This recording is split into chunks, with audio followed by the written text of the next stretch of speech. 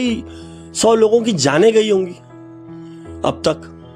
उन जानों के पीछे जान लेने वाले जो लोग हैं उनको बचाने वाला कौन है?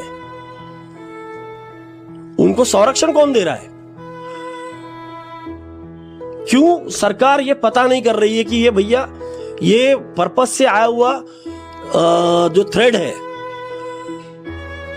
वो मांझे के लिए यूज मांझा जो है वो इंडस्ट्रियल यूज वाला थ्रेड बोल के कैसे आ रहा है, कैसा परमिट किया जा रहा है? कई गवर्नमेंट ऑफिसर्स इसमें इन्वॉल्व होंगे, कई नेता इन्वॉल्व होंगे, इसीलिए कोई आवाज नहीं उठ रही है, कोई एक्शन नहीं हो रहा है। तो नागपुर शहर के पुलिस कमिश्नर अमितेश कुमार जी का ट्वीट आप देख सकते हैं, जिसमें उन्होंने कहा कि नागपुर शहर में जो भी नायलॉन मांझे का इस्तेमाल करेगा या फिर बेचेगा, इन दोनों पर भी सख्त से सख्त कार्रवाई की जाएगी। इस वक्त हमारे साथ है एडवोकेट अक्षय समर्थ सर। तो सर क्या कहना चाहेंगे आप इस मुद्दे पे?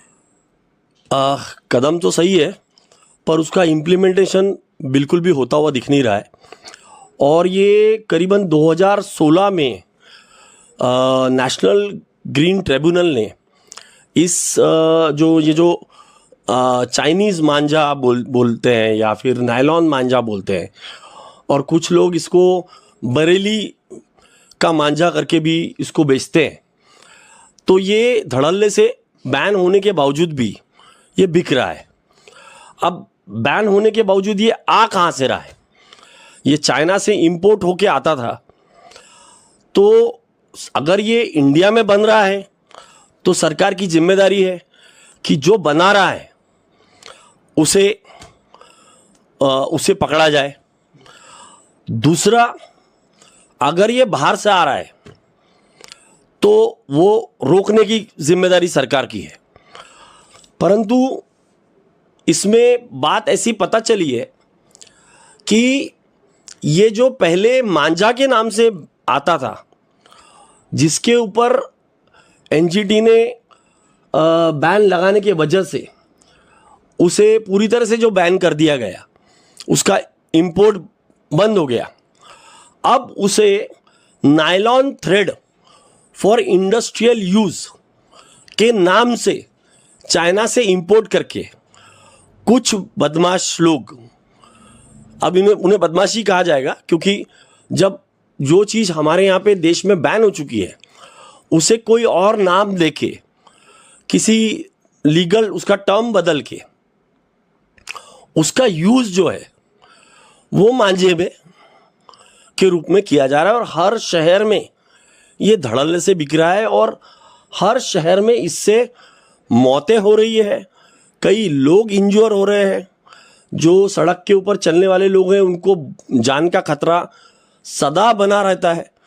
हमारे समय में जो हम मांझा बनाते थे तो हम कांच कूटने से लेके तो वो सीरा उबालने से लेके तो वो सब पूरा कार्यक्रम हुआ करता था।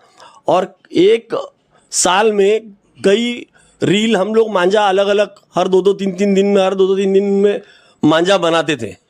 7-7 8-8 बार मांझा बना लेते थे। जो संक्रांत का दिन होता है उसके एक दिन पहले रात को वो बड़ा एक इवेंट हुआ करता था कि अरे आज मांझा बनाना है। पर अब सब कुछ रेडीमेड हो गया है। ये जो जब से ये चाइनीज़ आने लगा तब से ये बहुत ही गंदा हो गया है। और ये जो नायलॉन और मांझा होता है, चाइनीज़ मांझा, ये इतना ज़्यादा डेंजरस होता है, ये टूटता ही नहीं है। यानी उसके रास्ते में जो कुछ भी आ जाए वो टूटेगा नहीं। तो उसके वजह से कई लोग इंजोर हो गए। आज भी हमारे नागपुर की घटना आज सामने आई है। मेरे ख्याल कल की वो घटना है, एक बच्ची को 26 कुछ टाके लगे हैं। तो ये पुलिस कमिश्नर तो दुरुस्त है ये बोलने में कि जो करेगा, जो इस्तेमाल करेगा, जो बेचेगा, उनको 5-5 साल की सज़ा जो भी होगी, उन्होंने अपना नंबर भी दिया है कंप्लेंट करने के लिए। परंतु सरकार की जिम्मेदारी है कि ये जो nylon thread for industrial use, इस नाम से इस मांझे को बुला के उसे मांझे के रूप में देश में बेचने का काम कर रहा है। ये जो बड़ा आदमी है, ये छुटपुट लोगों को पकड़ के आपको क्या मिलेगा? इसमें बड़ा कोई व्यक्ति इन्वॉल्व होगा और मैं दावे के साथ में कह सकता हूं कि उसके सब कनेक्शंस गवर्नमेंट के साथ में होंगे। बहुत बड़ा रैकेट होगा जिसका बहुत सारा पैसा गवर्नमेंट को मिलता होगा, इसलिए उसके ऊपर कोई एक्शन नहीं हो रहा है। तो ये जो है, ये छोटे लोगों को पकड़ने का, छोटे छोटे मछलियों को पकड़ने का काम हो रहा है। दुरुस्त है, जरूर होना चाहिए। अगर वो नहीं होगा तो लोग यूज़ नहीं करेंगे, पर आना ही क्यों चाहिए हमारे देश में? जो चीज़ को एनजीटी बैन कर चुकी है, वो भी 2016 में। आज उस चीज़ को करीबन 7 साल हो गए, नाम बदल के वो चीज़ हमारे देश में आ रही है, कई लोग मर रहे हैं, बहुत हानिकारक है। तो मुझे समझ नहीं आता कि सरकार इसके ऊपर कार्रवाई क्यों नहीं कर रही। मतलब आपका कहना है कि इस मांझे को खरीदने वाला एक मामूली सा इंसान या बेचने वाला एक मामूली सा इंसान, इन पे कार्रवाई ना होते हुए जो बड़ा एक इम्पोर्टर है उस पे कार्रवाई की जाए। जो ये चीज को देश में ला रहा है, वहीं पे उसे रोका जाए। देश में आने क्यों दे रहे हो? वहां तो आपका पूरा मशीनरी लगा हुआ है, आप उसे रोक सकते हो। गवर्नमेंट जानती है साहब, गवर्नमेंट जानती है कि किस पर्पस से लाया जा रहा है। अगर वो उस पर्पस से लाया जा रहा है जिसमें वो चक्री बनी हुई है, तो वो तो दिख के आ रहा है कि वो किस चीज के लिए आ रही है। क्या अगर वो बड़े बंडल्स में आ रही है और इंडिया में उसका काम वो चक्री बनाने का चल रहा है, तो उसके ऊपर क्यों नहीं रेड मारा जा रहा है? उन लोगों को क्यों नहीं पकड़ा जा रहा है? इसमें कहीं ना कहीं गवर्नमेंट की मिलीभगत जरूर है। सबसे बड़ा पतंग उड़ाने का काम कहां चलता है? इंडिया में, गुजरात में, महाराष्ट्र में भी होता है, पर गुजरात में बहुत ज्यादा होता है। तो ये जो कहीं तो ऐसा कुछ सिस्टम है कि छोटे लोगों को पकड़ो, बड़े लोग अपना धंधा करते रहे, क्योंकि उसमें करोड़ों, अब जो कई हजारों करोड़, लाखों करोड़ों का गड़बड़ होगा, तभी तो गवर्नमेंट इसके अंदर कुछ भी नहीं कर रही। साफ साफ नजर आ रहा है।